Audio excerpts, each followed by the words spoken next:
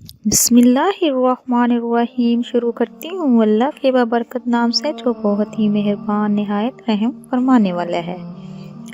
اللہ تعالیٰ کے سوا کوئی معبود نہیں، وہ اکیلا ہے، اس کا کوئی بھی شریک نہیں، اسی کی بادشاہی ہے اور اسی کے لیے تمام تعریفیں ہیں۔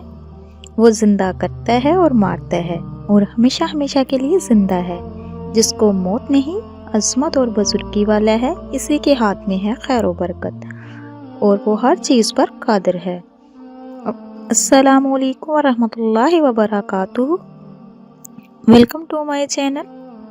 آپ کے اپنے چینل پہ میں آپ کو خوش آمدید کہتی ہوں۔ میرے عزیز بہن بھائیوں، کیا حال ہے آپ کے؟ میں امید کرتی ہوں کہ آپ سب لوگ اللہ کے فضل کے ساتھ ٹھیک ہوں گے۔ میرے عزیز بہن بھائیوں، آج کی اس ویڈیو میں آپ کو حدیث مبارک کے بارے میں بتاؤں گی۔ رونگٹے کھڑے کر دینے والی حدیث ہے۔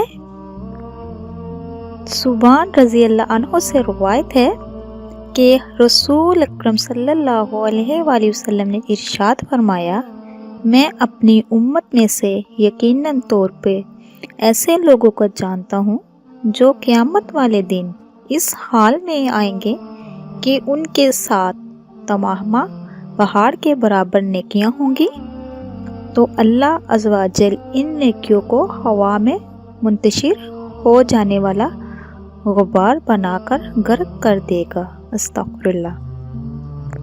تو حضرت ثوبان رضی اللہ عنہ نے عرض کیا، اے اللہ کے رسول صلی اللہ علیہ وآلہ وسلم، ہمیں ان لوگوں کی نشانیاں بتائیں، ہمارے لیے ان لوگوں کا حال بیان فرمائیں، تاکہ ایسا نہ ہو کہ ہم انہیں جان نہ سکیں اور ان کے ساتھ ہو جائیں۔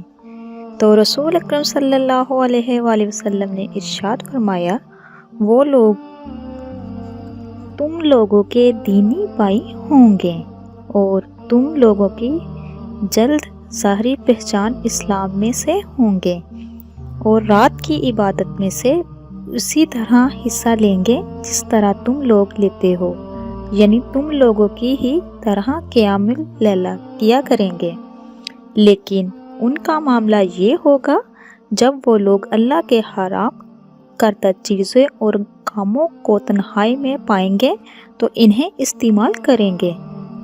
میرے عزیز بہن بھائیوں، ہمیں ایسا بنا دیں جیسے ہم اللہ پاک کو پسند آ جائیں اور اللہ پاک ناجائز جو کام ہے اللہ پاک کے حرام کردہ کاموں سے سب کو دور رکھے۔ تو میرے عزیز بہن بھائیوں، جو میرے چینل پہ نئے ہیں میرے چینل کو سبسکرائب کیجئے، لائک کیجئے، شیئر کیجئے، جلدی سے بیل آئیکن کو آن کیجئے، اس لیے کہ میری ہر نئی آنے والی ویڈیو آپ تک میسر ہو سکے۔ اسی کے ساتھ میں اجازت چاہوں گی، انشاءاللہ نیکسٹ ٹائم ایک اور احادیث اور پیارے پیارے وظائف کے ساتھ آپ لوگوں کی خدمت میں دوبارہ حاضر ہوں گی۔ اللہ پاک سے دعا ہے کہ اللہ پاک آپ کو، مجھے اور سب کو اپنے حفظ و ایمان میں رکھے۔ اللہ حافظ۔